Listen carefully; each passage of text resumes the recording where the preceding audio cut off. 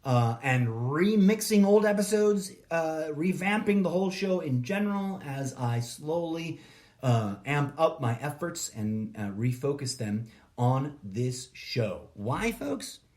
Well, I'll talk about that in another episode because I need to create a place where I can talk about my personal issues as opposed to the political issues or the philosophical, spiritual issues, right? So that's why the different segments. But I digress. We are living through a massive opportunity in political history, in human history at all, in societal history, in spiritual history, in religious history. We are living through an alignment phase, a period of great awareness, and a period where humanity as a whole has an option. It is no longer an impossible pipe dream. It is quite a tangible reality right now that we as a species could enact species-wide healing. So instead of perpetuating all this political nonsense, pointing fingers, blaming each other, believing irrationally that only the other party is corrupt, because take a look, folks, take a good hard look. The Democratic base believes that only the GOP and its base are corrupt, right? And why do they believe that? Because the leaders of the DNC spew that shenanigans bullshit at you. Subtly, quietly, insidiously, because they're the ones wearing the white hat, right? There's 3 layers to it. There's the overt meta layer, and on that layer, politically speaking, the Republicans, the GOP, that whole end of the spectrum of political ideology willingly wears the black hat of being the bad guys. And the DNC and the left end of the whole spectrum is getting to wear the white hat of being the good guys. Now, the 2 other layers that exist underneath of that are the individuated echo chamber layers of each political party. Doesn't matter which political party you belong to, the indoctrination is as follows. Us versus themism to a T. You belong to our group, and our group is the righteous group. Our group is wearing the white hat. Our group is fighting the good fight against those other groups that are variously corrupt and evil. And obviously the most extremely opposed to us are the most corrupt and the most evil. Doesn't matter if you're a libertarian, doesn't matter if you're a Democrat, if you're a Republican, or if you're any of the exciting variations in between. They program you to believe that only your party is the righteous one. Now, this is not new. This did not come to be during the era of Trumptopia. Trump and the phenomena I call Trumptopia is but a symptomology of a deeper, more complex issue, which I've talked about before and I'll talk about again in future episodes. But for right now, let's focus in on one thing. I always love to give credit where credit is due. Yesterday, I gotta give it a hats off to Puppet Trump. He read that teleprompter and did not go off the rails. And that's about the best thing I can say about that speech. The rest of that speech, I toyed with the idea of getting into a deep analysis of it, and I did post a few things yesterday while I watched it. Oh, I gotta finish. Speaking of, let me finish reposting that memory. Where's my page? Okay, there we go.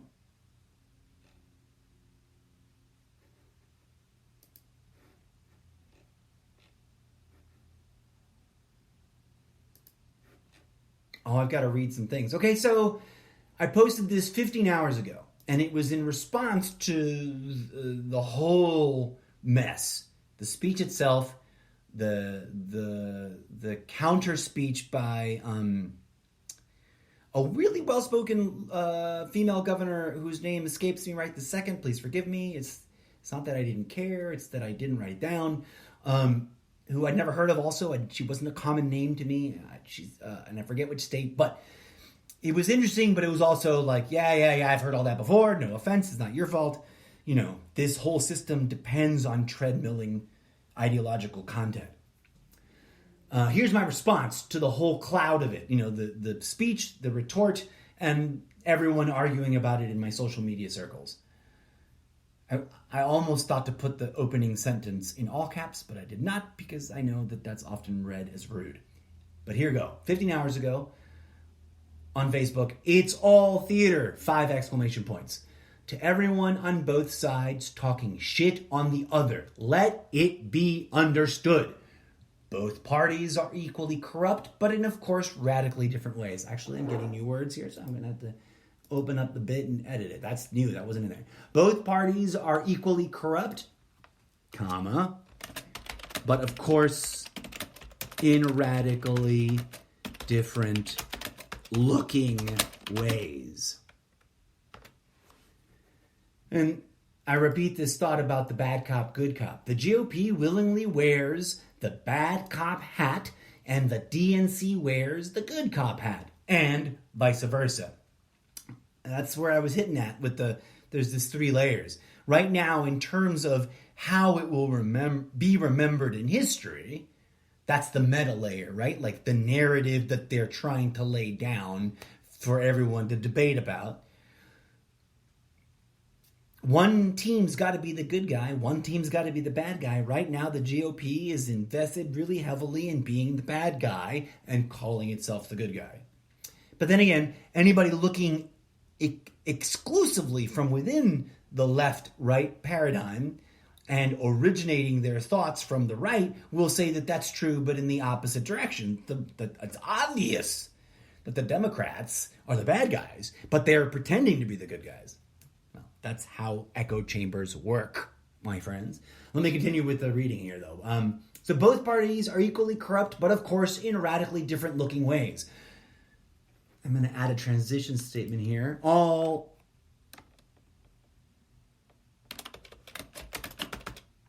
in all, the GOP willingly wears the bad cop hat and the DNC wears the good cop hat, ... and vice versa. That should be an vice versa. Not verse E. Vice versa. The voters in each base see their own party as righteous and only the opposition as corrupt. Let that sink in. Because they are both cops working against you. That's the shit can reality of the good cop versus bad cop problem. All right, let's zoom back out and remember what that analogy is. The good cop versus bad cop paradigm exists within the trope of you've been arrested, you're sitting in an interrogation room, and there's an asshole and a nice guy. They are both cops. They are both trying to take away your freedom. They're both trying to put you in a cage. And they're both working beyond the rules that you are aware of against you. So it doesn't matter which cop you think is coolest, does it? And to give a shout out to the people who responded to that, Jeff says, 2 wings of the same bird. Indeed. In fact, I don't know if I invented this hashtag, but I know that I've been using it a lot. Hashtag 2 wings, 1 bird is my response back live. I'm live posting on, you can't call it live tweeting on Facebook, but I can because, not all, but my primary Facebook posts that I post to my own stream, they get pumped right into Twitter. So I can say that I live tweeted such and such event, even though I never opened up Twitter. Okay, anyways. Let's see what else Jeff had to say there. 2 wings of the same bird whose mission is to cause confusion by keeping people separated because the bird knows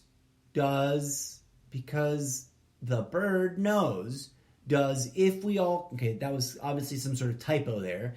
Because the bird knows that if we all come together, I'm sorry for editing your comments there, Jeff. That makes more sense though. That if we all come together as one, we will shoot that bird down. Okay, Jeff. Yes, but I disagree, right? Because the bird wants you to shoot it down. The bird wants you to take violent action. If the bird is the puppet master manipulating both wings of the political ideological spectrum, trust me, it giggles at our threats of violent revolution. It welcomes them. Don't believe me? Take a look at the last 5,000 years worth of history where human beings have butchered each other in the name of righteousness. And where are we now? On the precipice of another butchering. Okay, so thank you, Jeff, for that comment. Another person by the name of Gaspard says, yep, pretty much. And Lisa posted one of those Giphy things with, an actress whose name I know. And she's saying #fact. Thanks for the support, guys. What else did I wanted to share from that? Right. There's a lot of talk. There's always a lot of bitch smacking for in this era of Trump giving State of the Unions because the left won't stand up, right? And the right is like giving him standing O's every 10 seconds like he's some virtuoso opera singer, right? But I posted 16 hours ago, having really thought about it for a hot second, that it was really fascinating. I don't know what it means. I'd love to be able to have been a journalist there and ask these military men. And these weren't just average Joe Schmo military men. These looked like important men, brass, as it were. Then they were sitting mostly with the left. I don't know that that means that they are all inherently shills for the left, but who knows? They were most definitely decorated military men. I found it fascinating that none of them, in the shots that I saw of the coverage as it was being shown to me, on C-SPAN, mind you, because, who needs to get more brainwashing while watching live government action when you can watch an uncommented, unedited, open feed with zero talking heads? I found it fascinating that in that coverage, I didn't see one instance of the military individuals in attendance applauding or standing when their Republican counterparts were popping up and down like little eager beavers to fucking suck some cock. And a dear friend of mine who uses a non-real name, Mixalicious, pointed out that they only stood to applaud the Tuskegee Airman who was 100 years old. And I would speculate, although I didn't see a shot of it, I do remember that the Tuskegee Airman was used as a prop for being 100 years old and being in the military and being, a Native American. But Trump also later, because I missed the opening bits, right? Like I thought it started like 20 minutes, half an hour later than it actually did. And I was distracted with some meditation. But I turned it on somewhere just after that Tuskegee Airman moment, or just before, right? Because I remember seeing the Tuskegee Airman wave. And I was like, oh, that's that guy. He was one of the Tuskegee Airmen. And wow, there's a whole can of worms there, right? With the Tuskegee story. But I digress. I'm presuming that this military brass that seemed to be unified in not standing for Trump, I presume also stood for that serviceman that came home from war and was reunited with his family. A whole family being used as emotional prop. Because even I got a little misty, man, because you can't help but when you see real, genuine, raw emotion, even in a commercial, as long as it's well portrayed, if it's totally fake, it gets to you, right? And when I see families reunited that are overcome with emotion, I feel emotion for them. But then I also stop and go, wait a minute, why am I being shown this? To what end am I being emotionally manipulated? And it always comes full circle. They are being reunited because we have been in perpetual warfare since 1776, give or take 3 or 4 years. Is that a wonderful reason to reunite a family? Because this nation has been in perpetual warfare? No, that's a bullshit reason. It's a bullshit reason to emotionally manipulate an entire nation into applauding perpetual warfare. So I digress. Oh, here we go. So one of the things that really sort of, just rubbed me the wrong way about that speech yesterday was that, and this is a thing I posted on Facebook, Trump, and I'm quoting from myself, Trump actually had the audacity to say, quote, "Everyone is made equal by the hand of Almighty God," end quote. And I had to append my thought, except for the people that he and his base spews hate at, I suppose. Question mark, question mark, question mark.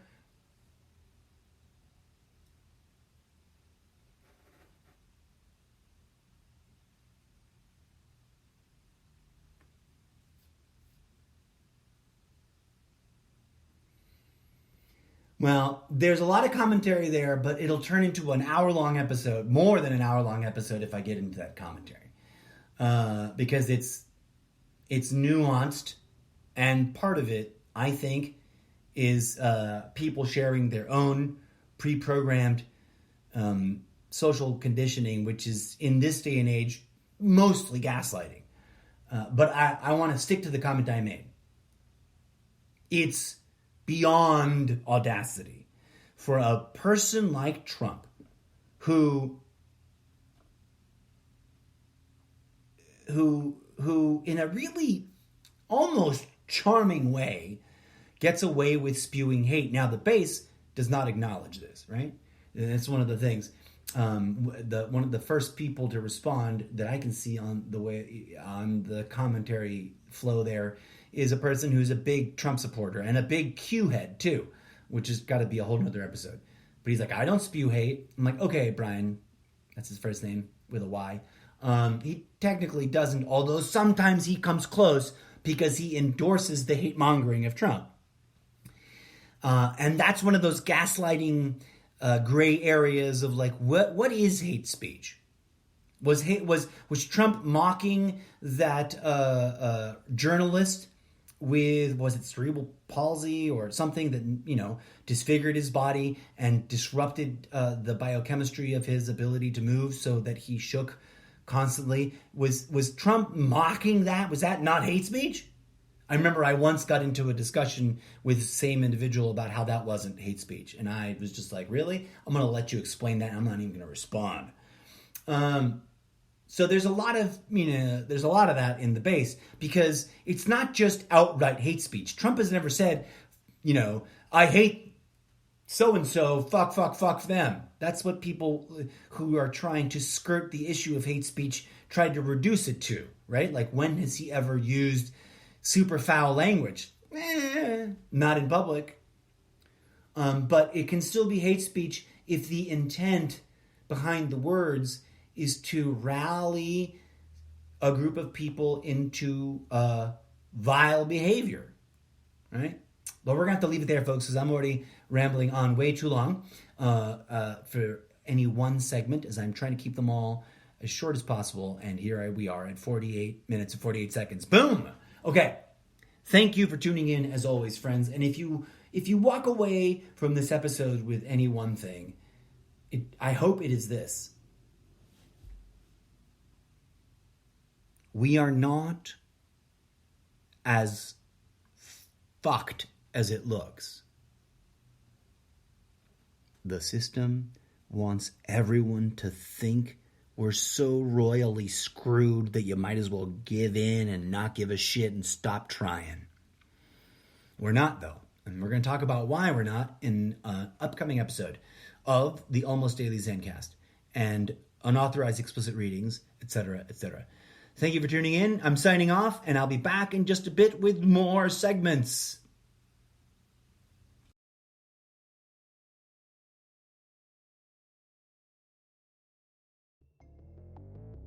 And that is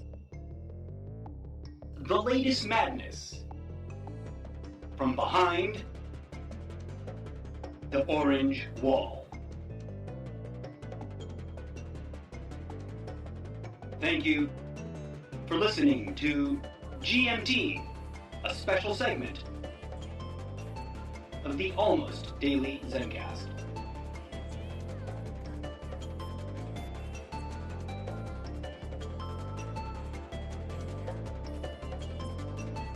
Stay woke, Trumptopia. Stay woke.